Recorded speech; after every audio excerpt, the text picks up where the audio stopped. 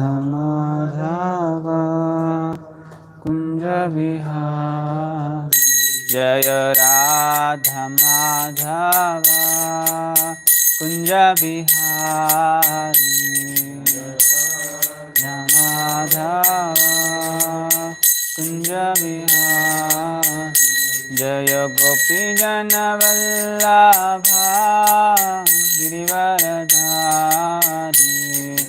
गोपी जन वल्लभा गिरिवरधारी जय गोपी जन वल्लभा गिरिवरधारी जय गोपी जन वल्लभा गिरिवरधारी यशोधनंदन व्रज जन रंजन यशोधनंदन व्रज जन यशोधनंदन व्रज जन रंजन यशोधनंदन व्रज जन रंजन यमुना तीरा वनचारी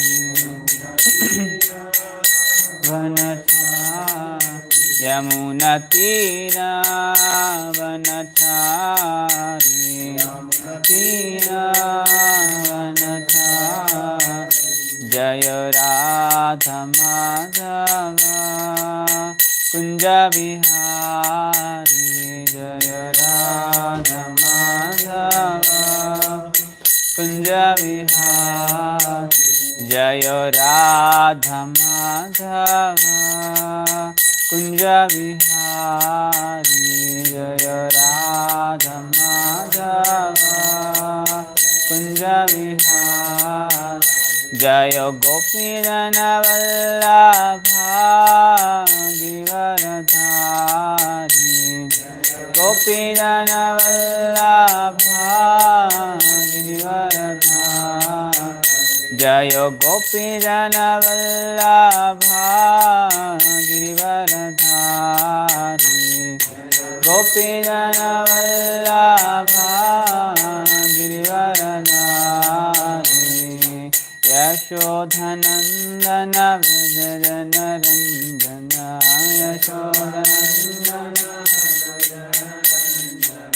यशोधनंदन व्रज जन रंजन यशोधनंदन व्रज जन रंजन यमुना तीरा वनचारी यमुना तीरा वनचारी यमुना तीरा वनचारी यमुना तीरा वनचारी हरे Krishna Krishna Krishna Hare Hare Hare Ram Ram Ram Hare Hare Hare Krishna Krishna Krishna Hare Hare Hare Ram Ram Ram Hare Hare Hare Krishna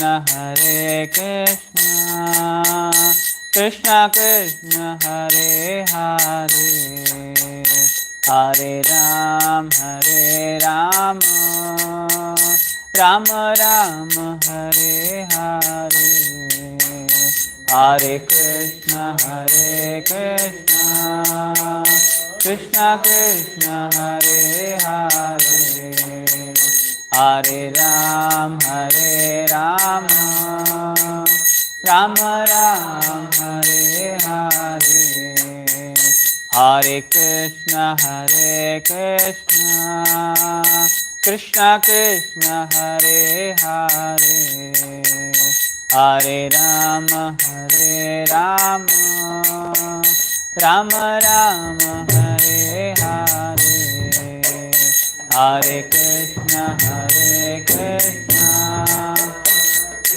Krishna Hare Hare Hare Ram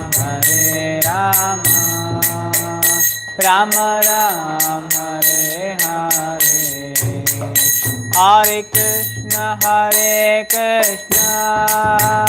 Krishna Krishna Hare Hare Hare Ram Ram Ram Hare Hare Hare Krishna Krishna Krishna Hare Hare Hare Ram Ram Ram Hare Hare Hare Krishna Krishna Krishna Hare Hare Hare Ram Ram Ram Hare Hare Hare Krishna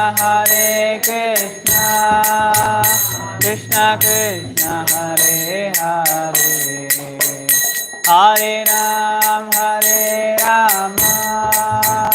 Ram Ram Hare Hare Hare Krishna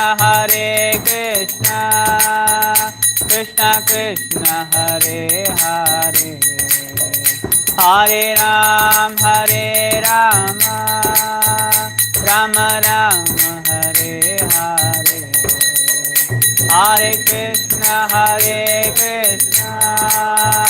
Krishna Krishna Hare Hare Hare Ram Ram Ram Hare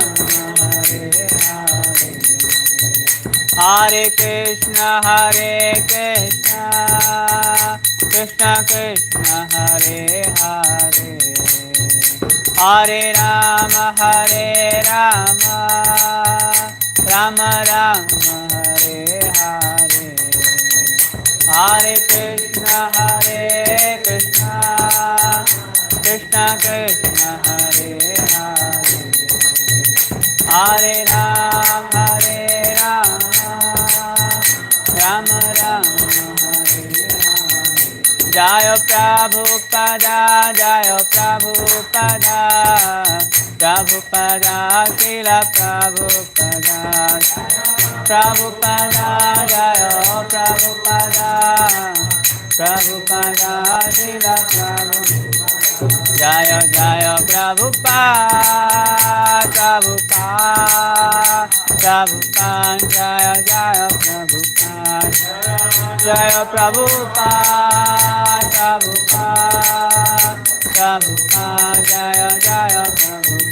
Nittai Gaur Hari Bol Nittai Gaur Hari Bol Hari Bol Nittai Gaur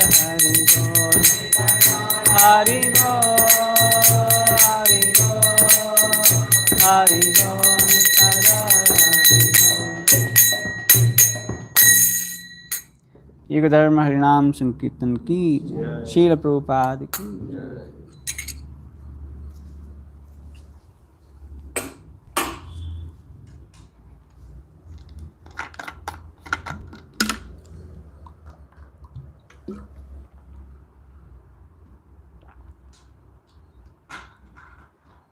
ओम नमो भगवते वासुदेवाय ओम नमो भगवते वासुदेवाय ओम नमो भगवते वासुदेवाय ओम नमो भगवते वासुदेवाय ओम नमो भगवते वासुदेवाय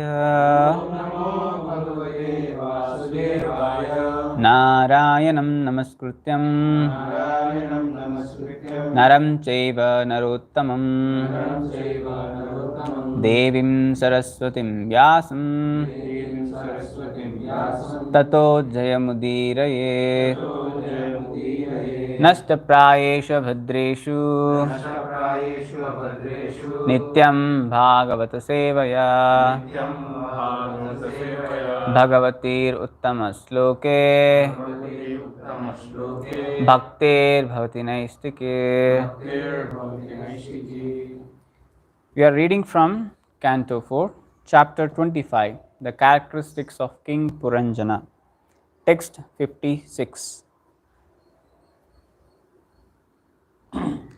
एवं कर्मसु संशक्तः एवं कर्मसु संशक्तः कामात्मा वञ्चितो बुधः कामात्मा वञ्चितो बुधः महिषी यद्यदीह्येत महिषी यद्यदेत तत्तत् वर्तत तदेवानुवर्तत एवं कर्मसु संशक्तः एवं कर्मसु संशक्तः कामात्मान् वञ्चितो बुधः कामात्मा वञ्चितो बुधः महिषी यद्यदिहेत मनीषी यद्यदेहेत तत्तद् एवानुवर्तत तदेवानुवर्तत एवं कर्मसु संशक्तः संशक्तः कामात्मा वञ्चितो बुधः कामात्मा वञ्चितो बुधः महिषी यद्यदिहेत तत्तद् एवानुवर्तत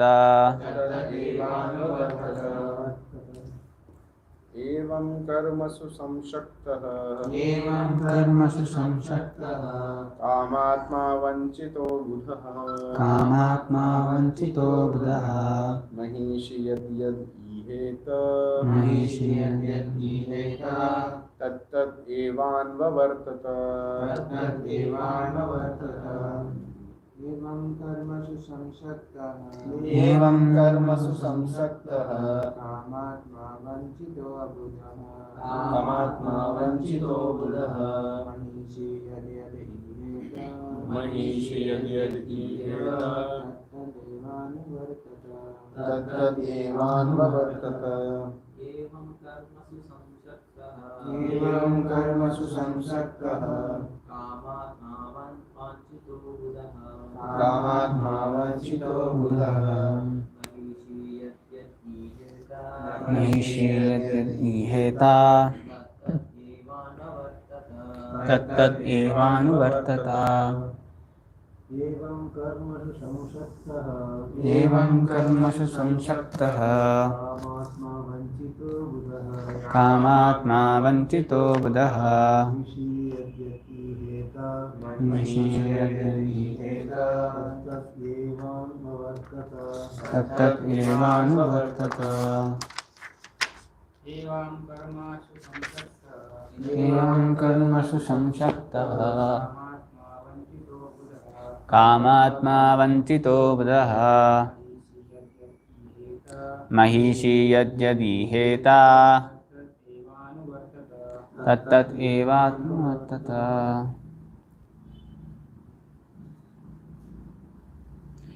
word to word meaning evam एवं thus karmasu कर्मसु in fruitive activities संशक्तः samshaktah being too much attached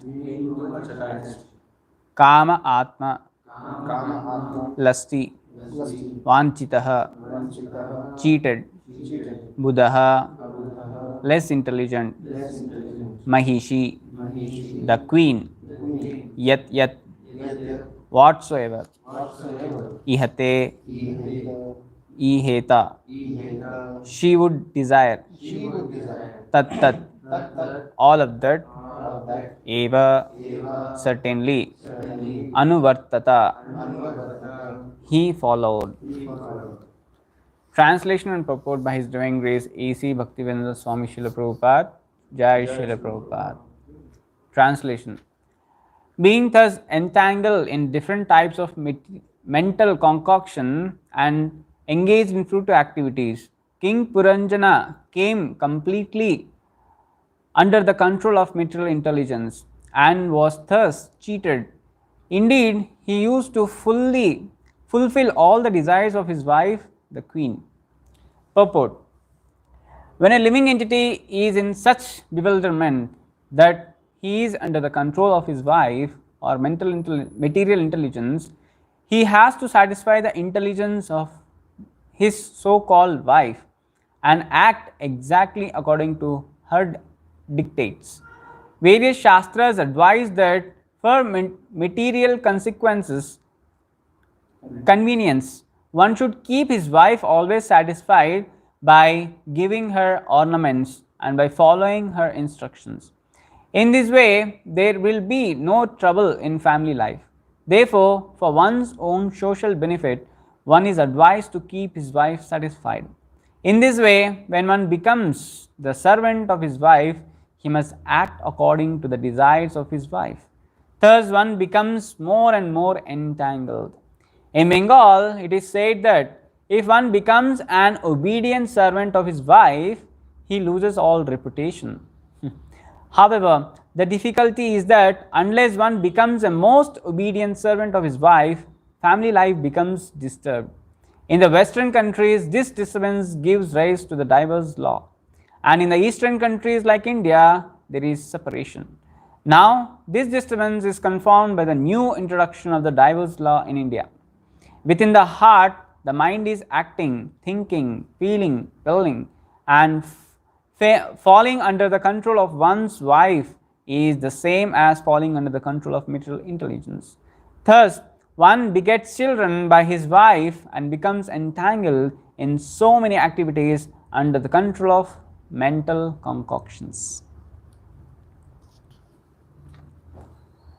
ओम ज्ञानतिमिरन्धस्य ज्ञानाञ्जनशलाकया चक्षुरुन्मिलितं येन तस्मै श्रीगुरवे नमः। श्रीचैतन्यमनोभीष्टं स्थापितं येन भूतले स्वयं रूपा कदा मह्यं ददाति स्वपदान्तिकं। वन्देऽहं श्रीगुरू श्रीयुतापदकमलं श्रीगुरून् वैष्णवांश्च श्रीरूपं साग्रजातां सहगना रघुनाथान्वितं तं सजीवं साद्वैतं सावधूतं परिजनसहितं कृष्णचैतन्यदेवं श्रीराधा कृष्णपादान् सहगना ललिता श्रीविशाखान्वितांश्च। हे कृष्ण करुणा सिन्धु दीनबन्धु जगत्पते गोपेशा गोपिकान्त राधाकान्त नमोऽस्तुते। तप्तकाञ्चन गौराङ्गी राधे वृन्दावनेश्वरी वृषभानुसुते देवी प्रणमामि हरिप्रिये। वाञ्छकल्पतरुभ्यश्च कृपासिन्धुभ्य एव च पतितानां पावनेभ्यो वैष्णवेभ्यो नमो नमः। जय श्री कृष्ण चैतन्य प्रभु नित्यानंद श्री अद्वैत गदाधर श्रीवासादि गौरभक्तवृंद। हरे कृष्ण कृष्ण कृष्ण हरे हरे, हरे Ram Ram Ram Hare Hare.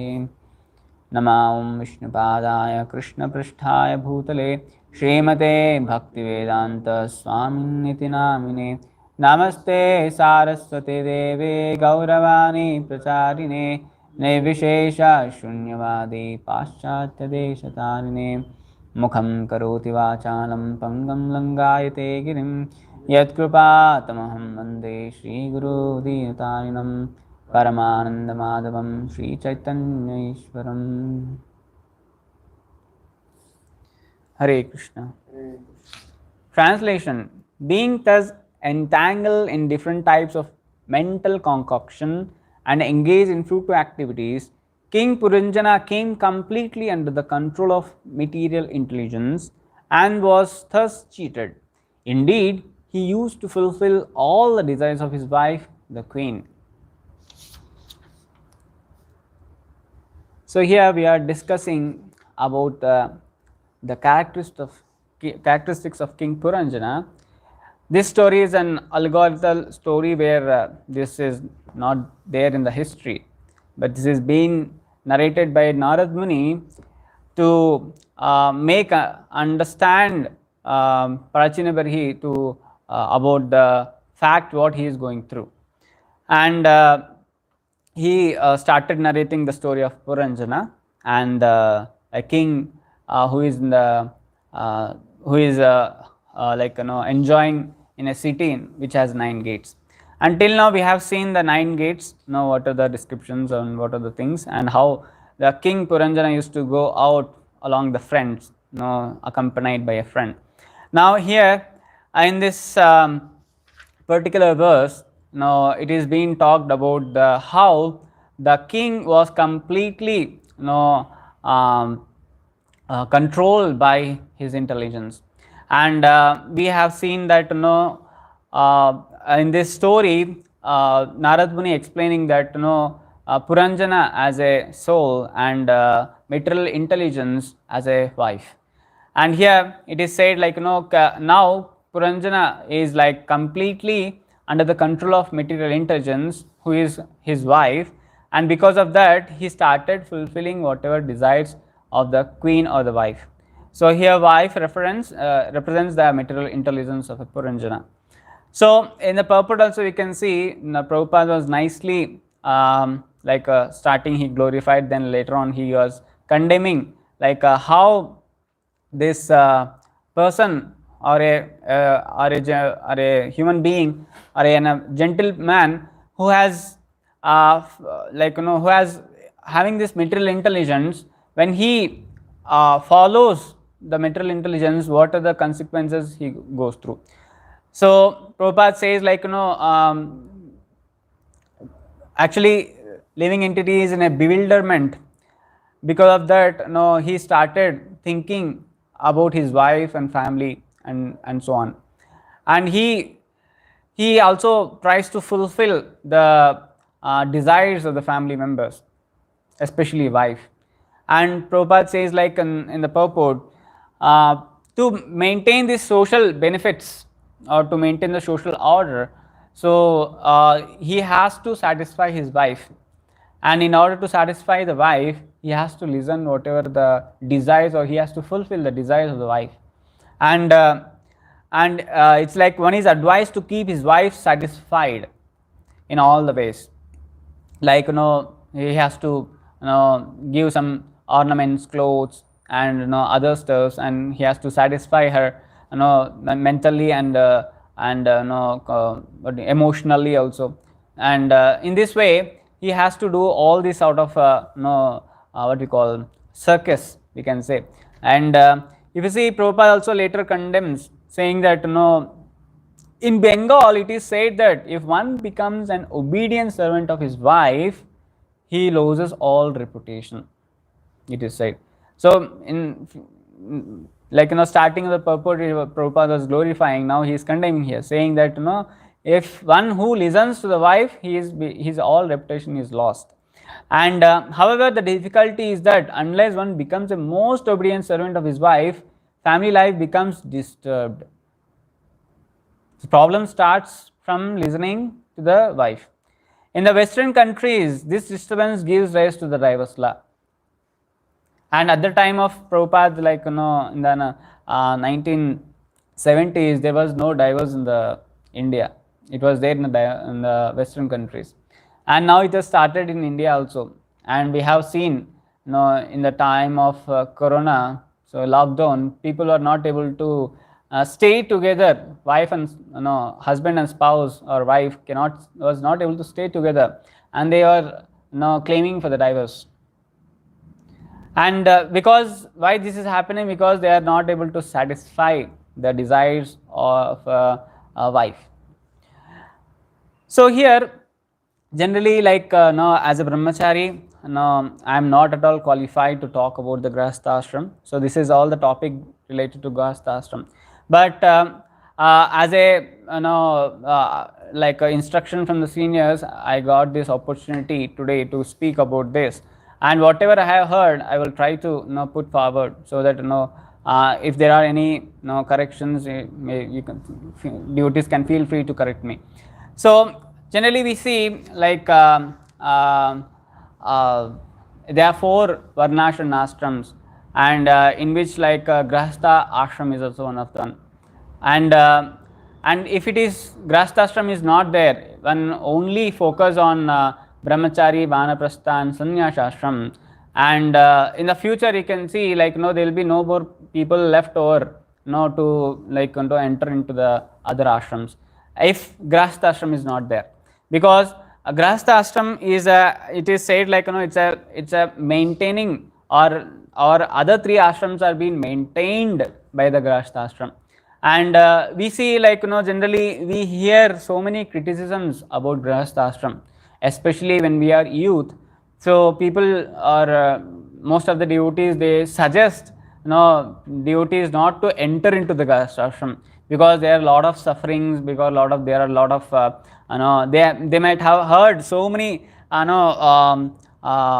what we call so many negative aspects of a grihastha ashram, where devotees may not able to handle it, and they may go into the wrong way, because there is all the way chances of having a sense gratification, wife is there who can gratify all our senses, and if we are wrongly used, or misuses the relationship which we have with the wife, then it leads to going to do something bad, having a entering into the grihastha ashram.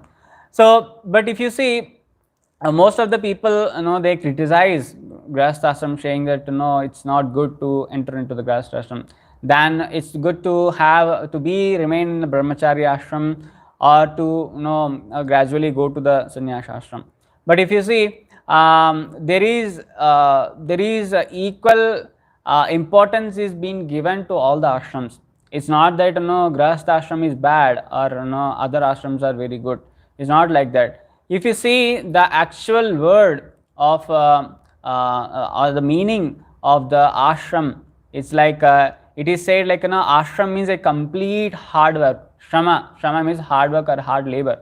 No, it's a complete hard labor, and it is said like there is brahmachari ashram, grihastha ashram, vanapastha ashram, sannyas ashram, means everyone is related to one ashram.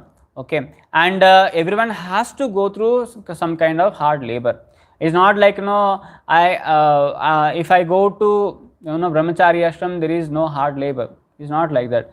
If you go through the descriptions or the or activities of a brahmachari, what he has to do, then if you see, once we hear, then we can understand that it's also not easy. It's also very difficult. And it is said brahmachari means voluntarily accepting the pain, right? So it's like it's also there is a difficulty in each and every ashram, but there is some certain degrees of a pain is there in a different ashrams. But if you see, sometimes like grihastha ashram is very glorified actually. If you see in the Kali Yuga, there is all the possibilities of Shudras are there. There is no possibility of having a Brahmana, Kshatriya or Vaishya. All are Shudras. Kalau Shudra Sambhava, it is said. Why? Because people are so degraded and they are not fit to enter into any of the three other ashrams except grihastha ashrams. And Shudras, if you think like he has to enter into any other ashram, if there is no grihastha ashram, then he can't fit in any one of that. Then he should remain as a animal, right? So animal only doesn't have any ashram, right? If you see, means like grihastha ashram can accommodate each and everyone, but brahmachari, vanaprastha and sannyas will not accommodate each and every person. For other three ashrams, it is said like there should be a dvija, who is second born, he is only eligible to be there in the ashram. And in the fifth canto, first chapter, the starting of this canto, it says Priyavrata is a king, and he remains in the grihastha ashram. And Sukadeva Goswami started kind of pointing about the Priyavrata staying his whole life in a grihastha ashram. Then he says, King Parikshit inquired from Sukadeva Goswami, "O great sage, why did King Priyavrata, who was a great self-realized devotee of the Lord, remain in household life, which is the root cause of the bondage of karma, fruitive activities, and which defeats the mission of human life?" So here clearly King Parikshit is asking this question to Sukadeva Goswami, why Priyavrata is staying in the grihastha ashram, continuing his life, and He knows, and we also know that this life is a root cause of a bondage of karma, and if we wanted to fulfill our mission of human life, it can be fulfilled when we stay in the Grahastha ashram. That's what the question being asked by Parikshit Maharaj to Sukadeva Goswami. Immediately, if you see the next sloka, where King Parikshit himself realized that this is not eligible, or this is not applicable to a devotee. He immediately says, devotees are certainly liberated persons. Therefore, O greatest of the Brahmanas, they cannot possibly be absorbed in family affairs. Even though they are in the family affairs, but that doesn't be like, they are attached to family, but they are not at all attached. They are detached from the family life. So that's what immediately Parikshit Maharaj says in the next sloka, saying that sorry, this is not the actual meaning of what I mean to say, but this is only applicable to the materialistic people who are outside this ashrams, or not following these ashrams. But devotees who are following the path of bhakti, for them this is not applicable. He immediately says that because devotees are already liberated persons, they are not into this attachments of the family affairs. So like this, the Shastras also says, like how important the or glorifies the Grahastha ashram. And further, if you see, in the discussions, this kind of discussions comes in the Srimad Bhagavatam, keep coming in the discussions, like we have seen Priyavrata, and further if he goes, like who is that, his name, King, I forgot, in the 5th canto it comes, who instructs his Rishabdev, yes, sorry, Rishabdev also instructs about the what is a family life. And in the 7th canto, like there is a chapter 12 and chapter 14 also describes about the importance of Grahastha ashram and other things. And if you see, until unless we are not a devotees or practicing the path of bhakti, and whichever ashram is there which favors us, or which favors us in the progression of spiritual life, that ashram we can choose. Some people, they say, like I heard so many negative things in about the Grahastha ashram. Now I am confused. Now to which ashram should I enter now? Which ashram should I choose? Some devotees recommends me to go into Brahmacharya ashram because that is a peaceful life and more responsibilities of family life, and we can do sadhana properly, and we can attain perfection in this very lifetime. But some devotees, they feel like I'm not at all qualified to enter into the Brahmacharya ashram. So like how can I be or how can I choose the Brahmacharya ashram if I'm not qualified?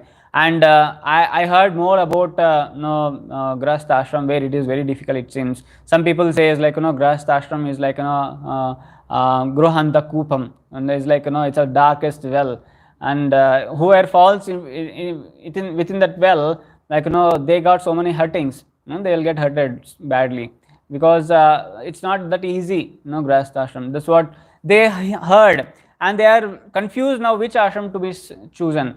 So now, like this, there are so many misunderstandings or misconceptions about the different ashrams. And if you see, most of the society, they generally respects more Brahmacharya ashram or sannyas ashram. They respects more these two ashrams. And if you see, these other ashrams are being maintained by the grahasthas, and the position, if you see, analyze, like grahasthas are maintaining the brahmacharis and sannyasis, and if you see, whenever a brahmachari or whenever a sannyasi comes, they receive very nicely into their homes, and they washes their feet, they offer their obeisances, and they take care of nicely, and they they serve them menially very nicely, and they with their folded hands they ask for the instructions, right? And if you see, and other ashrams should not be like very arrogant or very look down upon the grahastha ashrams, thinking that they are menially serving to me, they are very much like respecting me, so I can't disrespect or criticize the grahastha ashram, because all the other things are being given by grahastha ashram to us. If that ashram is not there, like our maintenance or other things are very difficult, right? So, but if you see this, the negative term that which is we were discussing about gruhanda kupam, that doesn't applicable to the devotees family. That doesn't applicable to the devotees family. That is applicable. If you see, this word is being narrated by Prahlad Maharaj to his father Hiranyakashipu. And who is Hiranyakashipu? He is completely an non-devotee. He is a demon, and he is not in a humanly platform. He is not at all in a humanly platform. So to those, Prahlad Maharaj was instructing, saying that if you don't take to the path of bhakti, then you remain in this darkest well. So you should come to that at least to that level of a human platform and act accordingly. And if you don't act, like it's like you are losing, you are wasting your life. So this doesn't mean like all the grahasthas are put into this term gruhanda kupam. They are not in this darkest well. There are few who are there, who are non-devotees, who are not in the path of bhakti. They are there in this well, and we are supposed to give them or preach them and take them from out of this darkest well. So that is our job, and because of this we can't put all the family members into this kind of darkest well region. We can't say that. And in the Shastras also there is one quote called who drinks somaras and perform yajnas, they will achieve heavenly planets. It is said. It is said because it is not applicable to each and everyone. But who is practicing it, like having a somaras and doing yajnas, it is emphasizing to perform the yajna sacrifice, not to have a somaras. It is emphasizing to perform yajna sacrifice to Lord Sri Hari, so that they can purify themselves and at least attain the higher planetary systems. And this is not applicable to each and everyone. The one who is sincerely practicing, they may fall into it, but others, they still remain like who are taking somaras only, they will go to end up with the hell. They will go to the hell. And there is a description also, whoever takes this kind of alcoholic items, they have been poured some hot burning what we call liquid into their mouth. That is the punishment which is given. But here the Shastra says, who takes the somaras and perform the yajna sacrifice, they are taken into the heavenly planets. So, but everyone is not what we call fall into this category. Only a few, and who is into the sacrifice, they are being taken to the heavenly planets. Same way here, everyone is not fallen into this darkest well region of the well. No, the people who are practicing bhakti, they are out of this well. That they are not eligible, they are not under this kind of abominable position. They are in a good position. They know according to the instructions what Krishna has given, according to the guidance, they are practicing nicely bhakti, and the whole family is supporting in the path of bhakti. Then it is said in the Shastra that even that person can remain in this grahastha ashram for lifelong and end his life in that ashram, because he was able to remember Krishna all the time, and he was able to like detached from some kinds of attachments. And if you see the question which we asked, which ashram should I choose? So this the answer is like wherever, whichever ashram you choose, if you are able to practice Krishna consciousness very nicely and able to detached from the material attachments, that ashram we can choose. It is not like everyone is suggesting me to enter into the grahastha ashram, let me go into it. It's not like that. So it's based on your ability or capability or your practicing Krishna consciousness. Whether you will be if I enter into the grahastha ashram, either yes, there will be a lot of responsibilities, lot of other activities which has to be taken care, but after along with that executing the other duties, if I am able to remember Krishna or not, that is very important. If I am not able to remember Krishna, means like I am not fit to that ashram. So not that I just enter into it and suffer. No, all the materialistic people are like doing the same. They may think that if I marry this beautiful wife, beautiful girl, I will be happy whole life. And when they marry, immediately they will start fighting. Where is the happiness gone? They are into, we can say they are into the really darkest region of the well. They don't have no right understanding. And some people are very good in maintaining or managing all other activities. So if you see people who criticize the grahastha ashram, they don't have right understanding of the ashram actually. So if one have a right understanding, even a sannyasi will respect the grahastha ashram. He will not criticize. And if you see in the grahastha ashram, we can say like there will be a lot of higher degree of pain is there in the grahastha ashram, and in other ashram there are other degrees of pains is also there. And if you go through the descriptions of other ashrams, then we can say like yes, each and every ashram has that hard labor. They have the complete hard labor because they also fall into that ashram. And that kind of I just came through this seventh canto, 12th chapter. It describes about the perfect society, 4 spiritual classes, the chapter name. It describes about especially talks about brahmachari ashram. And in the starting of this chapter summary, Prabhupada describes how a brahmachari should be. If you go through this, then we can understand, especially the one who is in the brahmachari ashram, they can understand like it's very difficult to execute this brahmachari or brahmacharial, what we call the order. So we just go through it so that we can understand how difficult even a brahmachari ashram it is. Not only that grahastha ashram is difficult, even other ashrams are also difficult. So for this, like it says in this chapter, the summary, the brahmachari should live under the care of the true spiritual master, given him sincere respect and obeisances, acting as his menial servant, and always carrying out his order.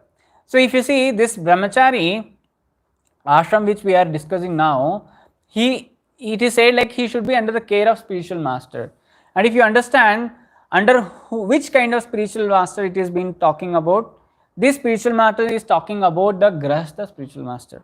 If you see a brahmachari in the Gurukul, he has to go to the Gurukul and serve the spiritual master and the wife of the spiritual master, and he has to go beg alms. That also comes in the further. Means here brahmachari should go to the Gurukul and render service to the spiritual master, and with all respects and obeisances he has to offer, and he has to be a menial servant.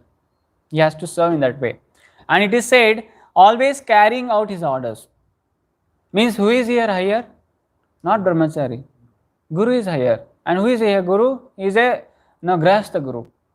He is a married person. He is a married personality. And further, the brahmachari should engage himself in spiritual activities and studying Vedic literatures and the directions of the spiritual master. So here it is said, brahmachari has to study the Vedic literature. And who is eligible to teach Vedic scriptures to us? Guru. But which kind of guru? The one who is married, he is only be eligible to give the Vedas to us. But if you see, sannyasis are recommended to read or instruct from the Vedanta Shustras, because he has been ordered saying that Nistraigunya Bhavarjuna, he has to given up all this Vedas, and he has to come to the higher platform, that is Vedantas, and he is not eligible to give instructions on Vedas or give or teach from the Vedas. Only Grahastha Guru can teach the Vedas. He is a qualified one person who can teach us from the Vedas. And it is said, who can light the fire of sacrifice? The one who is married, he can only the light fire of the sacrifice. And a brahmachari can assist in lighting the sacrificial fire, but he can't with his own power he can't light the fire. Only a grahastha guru can light the fire, not a sannyasi, not a brahmachari. This is what I heard from the devotees. And furthermore, according to the brahmacharya system, he should dress with a belt, deer skin and matted hair, and should bear a danda, water pot and sacred thread. We can't see this kind of brahmachari now, right? It's very difficult. Who is wearing a deer skin, matted hair, having a danda, kamandalu, and like this. A thread we can get it, and other than the thread, all these things are not visible, on we can't see a brahmachari following this. Why he don't follow this? Because he is in a city and he is preaching, and if he goes in this attire, no one will listen to him, right? So it's a kind of austerity. It's very difficult to follow the brahmacharya ashram. He should collect alms daily in the morning, and in the evening whatever alms he has collected he should offer to the spiritual master. That is generally a menial servant, as a service he does to the guru. He goes out collecting a firewood materials, and he goes out begging alms for the guru, and he gets it. And what he does, a brahmachari should accept prasadam under the order of spiritual master. And if the spiritual master sometimes forget to order the disciple to eat, the disciple should not take prasad on his own initiative. Rather, he should fast. Brahmachari went out and begged alms for the guru and brought it for the guru. And if the guru doesn't say to eat it, until unless he say, he should not eat it.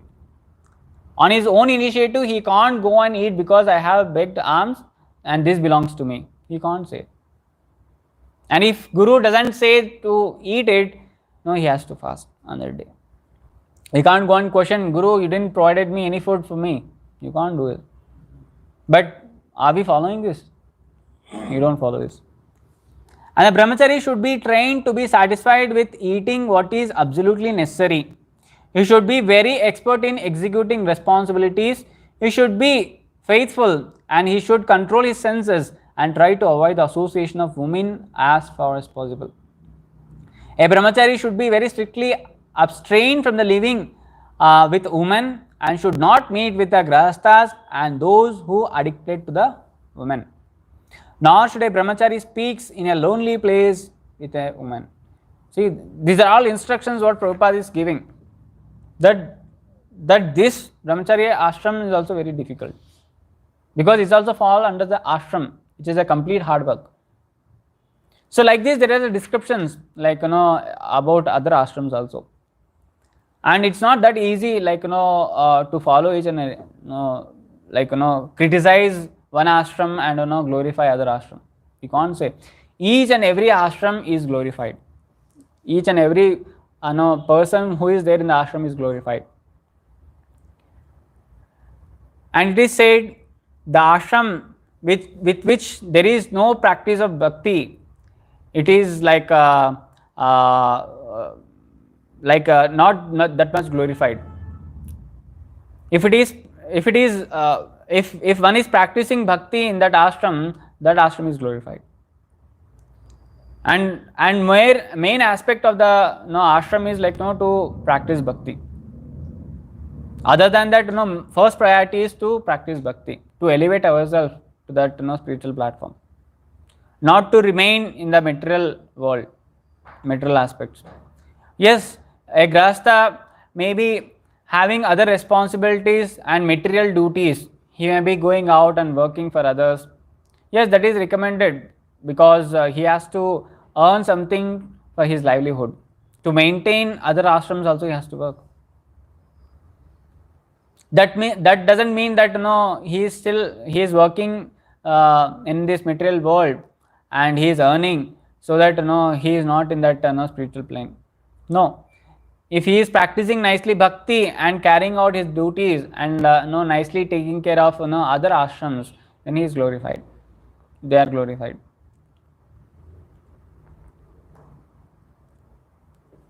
Similarly, if you see in the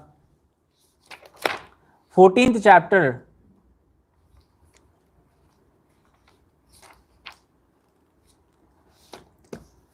so this chapter is called like ideal family life. This is also same canto, 7th canto, 14th chapter. In the summary, Prabhupada talks about grahastha ashram. As far as the maintenance of his family, a grahastha, while earning what he requires for his living, must be very conscious and must not undergo extraordinary endeavor simply to accumulate money and unnecessary increase in material comforts. It is clearly said here that grahastha who is in this ashram, while earning, he should earn as much is required to maintain his family life. And if he is earning extra more, that has to be given in a charity. And you should not hanker to improve his material comforts. He never ever work for that. He should not work for that. And if you see, we just read about the brahmachari ashram and now we are reading about the grahastha ashram. And the grahastha ashram starting itself, Prabhupada is saying like grahasthas are supposed to should not take extra pain in the in this ashram. But if you see the brahmachari ashram, they are voluntarily, they have to take the pain. They have to take voluntarily pain. But grahasthas are supposed to avoid the extra pain. It is said like they should not endeavor simply to accumulate money and unnecessary increase in material comforts, because that is a kind of what we call entanglement into this material world, and because of this they are being getting a lot of pains, like they have to maintain it, they have to do so many other activities to do that. So it is said like for the grahasthas it is recommended. And although a grahastha should externally be very active in earning his livelihood, he should internally be situated as a fully self-realized person without attachment for material gains. Externally he may look like he is working hard and day and night he is working hard for his livelihood, but internally he should be fully self-satisfied. He is just working because he has to take care of his family, that's all. No other no other motive. And this is very important, like externally he may work, but internally he should not think that he has to work more. He should self-satisfied, he should be satisfied with what he is having, and he should completely focus on the priority should be on the practicing of bhakti. Further, his dealings with family members or friends should be performed simply to fulfill this purpose. One should not be extravagantly engaged in this way. Instructions from family members and society should be accepted superficially. If you see, this superficially is very important, but in essence, the grahastha should be engaged in occupation duty advised by the spiritual master and shastras. So here now today's sloka also we can see, like, Puranjana was whatever his wife is saying, he was listening to her and started, what we call, fulfilling her desires. But here Prabhupada clearly says a devotee will not do that. A devotee will do that by saying yes. He will say yes to the wife, whatever she wanted. She may demand something. Then he will say yes to the wife, but he will not do that. Superficially he will say yes, but internally he will not do it, because that is not at all helping a person to progress in the spirituality. So he will not say no, but he will just superficially accept whatever his wife is saying.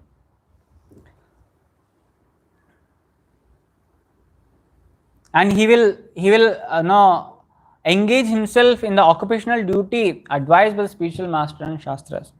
Other than that, he will not do anything else. And he said, like, specifically, grahastha should engage in agriculture activities to earn money. So even Prabhupada says, like, all the time he emphasizes more on Daivi Varnashrama system, where most of the people should engage themselves in the agricultural activities. Prabhupada says, if we have, even Prabhupada all the time he desires to have a farm project for each and every temple of ISKCON, so that where each and every ashram can be involved in that project, kind of Gurukul, agriculture and other kind of activities which are there. All kind of people can be accommodated in that. Even a Brahmana, as a teacher, as a instructor for the whole community there, can be engaged in that way. And other devotees, like, who are engaged in agriculture, they can produce for themselves, and they can maintain the society also in that way. So like that, Prabhupada encouraged to have a farm projects, and so that we can be, like, detached from this material world, who are running behind the technology and so many other stuffs which are actually not needed, which is not really needed. So in the same way, we can see, like, all the ashrams are being glorified, and if a person is suggested to enter into a particular ashram, if you see, like, some devotees are willing to enter into the grahastha ashram, they may get these kind of what you call alarms from the repeated alarms from the devotees, saying that there is a full chance where we can fall into the trap of Maya, and we should be cautioned all the time by the senior devotees, saying that we should not practice. The only goal we should have should be, like, we should practice. We should engage whole family into the practice of devotional service. And further, like, Bhaktivinoda Thakur all the time he says, like, he is also a grahastha, and he has having, like, 10 children, and 10 or 12 children he has. And whenever he comes out from the work to the home, and when all his family members are engaged in devotional practice, then he feels that he is entering into the Vaikuntha, because all are being engaged in the devotional practice, and he feels like that. He never feels like, he never criticizes himself, saying that like his family members or someone, like, or he just never suggested, like, this ashram is very bad. And even if you see, the 6 Goswamis, they have written so many literatures. We have read Upadeshamrita, Nectar of Instruction, and Nectar of Devotion. So if you read those books, I like if there even not even a single slight what we call point where these Goswamis are not criticizing any of the ashram, or they are not glorifying any of the ashram.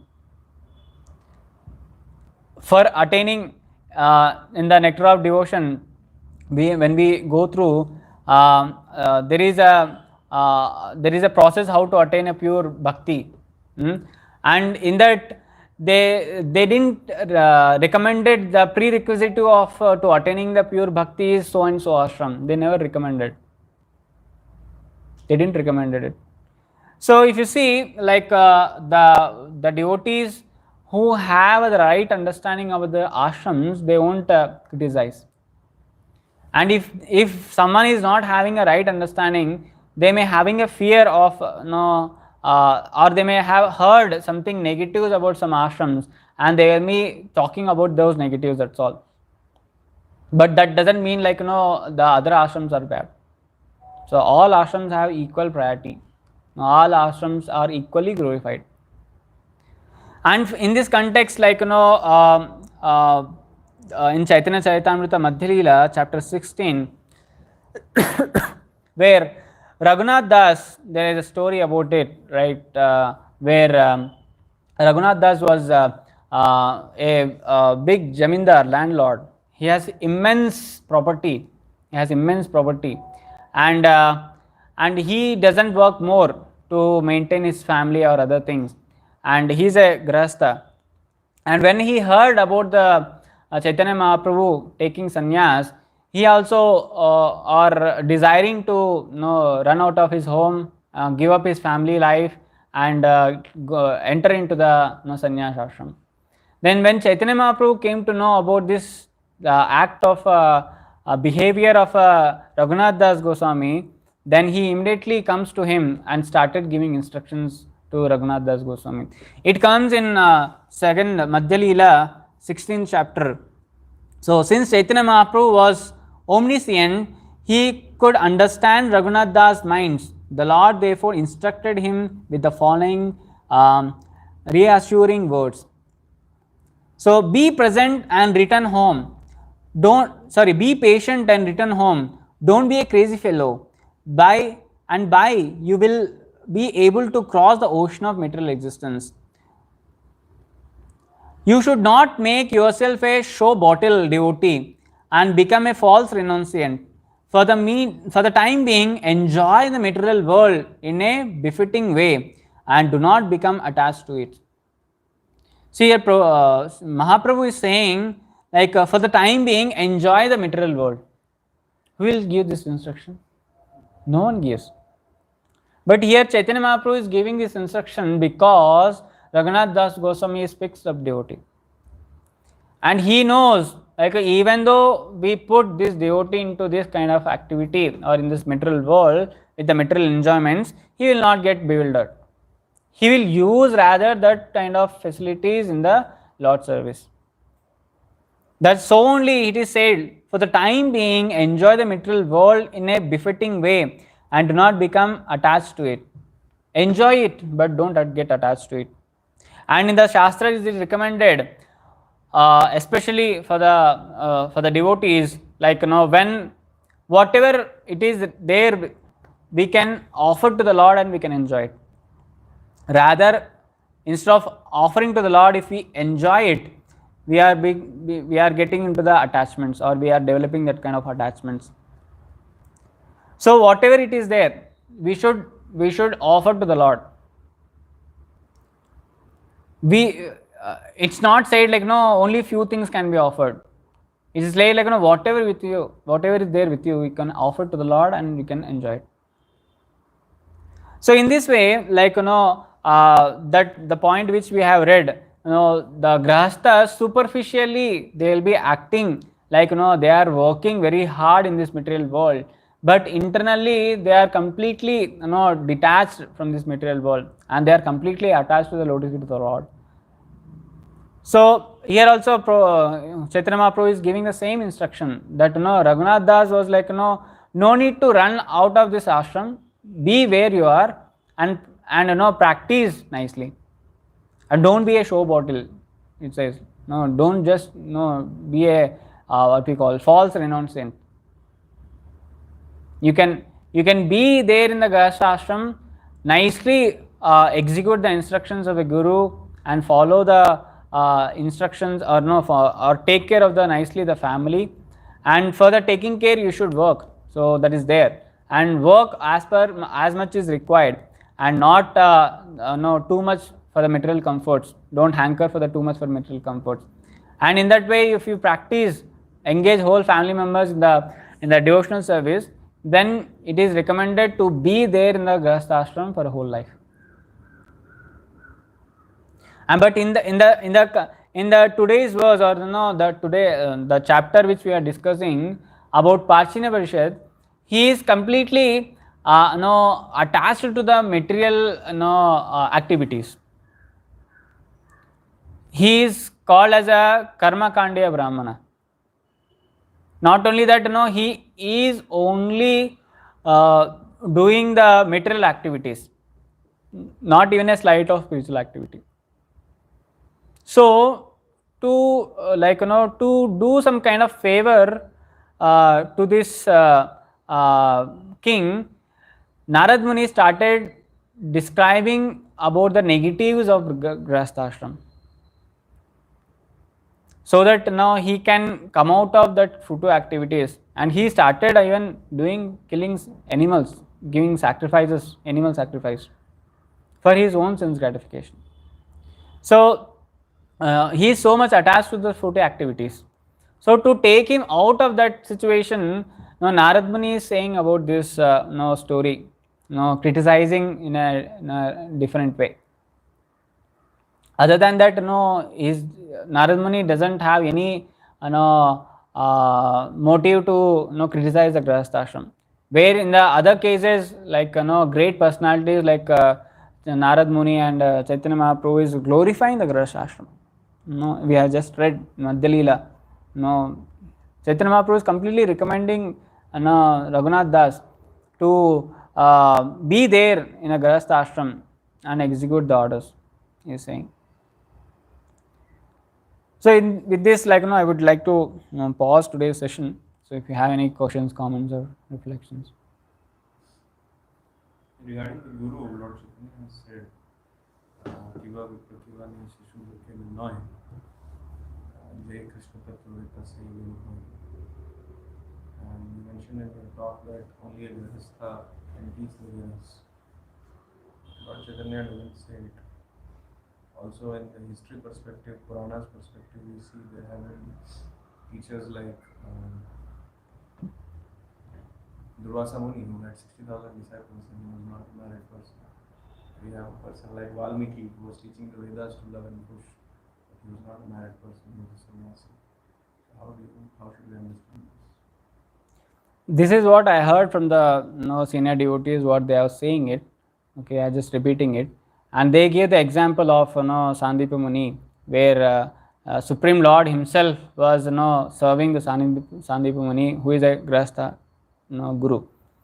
And in that way, there are so many Grihastha Gurus. And Bhaktisiddhanta Saraswati Thakur, the temple, I forgot the name. There are some Goswamis who are married. They are still called as a Goswamis, and they are initiating gurus. And Bhaktisiddhanta Saraswati Thakur was having that kind of nice relationship with them. And we can't say Goswami is one who can be renounced or. My question was that the point which you mentioned, or which was mentioned in the lecture, that only a Grihastha can teach the Vedas. Yes. So I'm just trying to understand this point, that why can't, if all Varnas and all ashramas are equally glorified and equally so much ashram culture is there, hard work is there, hard labor is there, why can't a sannyasi teach the Vedas, or why can't a Grihastha teach the Veda, why can't a Vanaprastha teach the Veda? That is my point. I'm not trying to.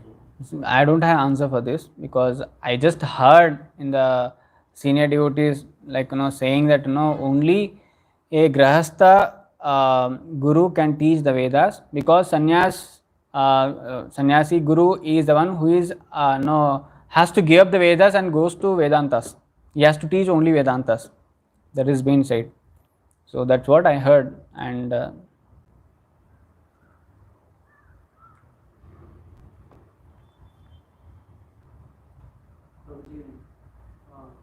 is our Grahastha ashram. It has the facilities and also many, we can't say disadvantage. Means we should not take facilities of Grahastha ashram as taken as, we should not take it as granted. So we have to perform our bhakti as well as we have to be earning how much we want, and we have to give charity which is not which is over excess. And you told that we have to only Grahastha people can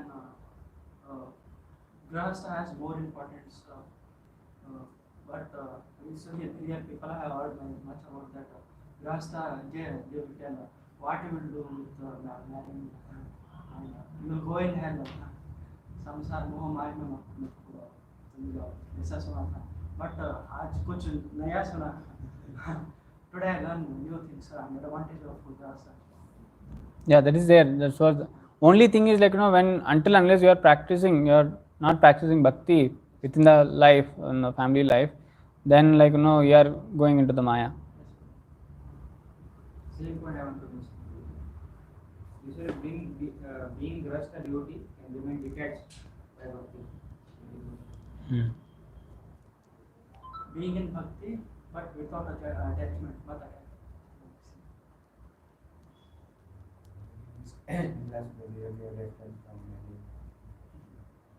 All gurus to senior devotees.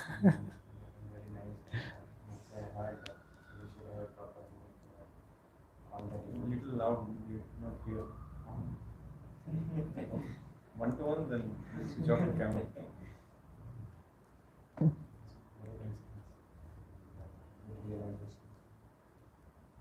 One more point to you. In Kali Yuga, you said in Kali Yuga all are stressed. So by default, everybody has to take Grahastha.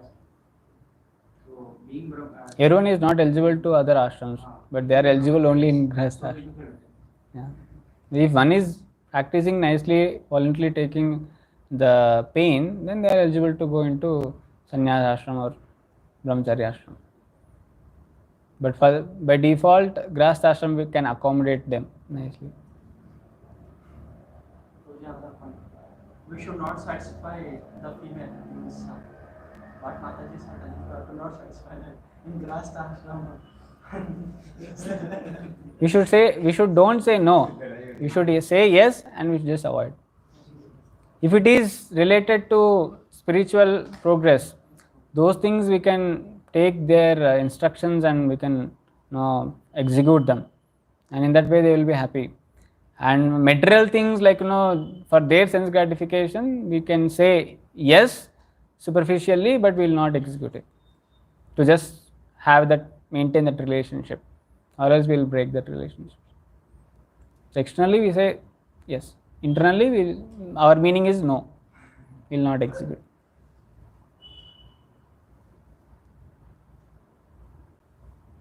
So some point which I would like to mention is remembering Krishna throughout the day, irrespective of ashram, is very, very important. The main aspect and the main purpose of every ashram is bhakti, and all ashrams are bona fide.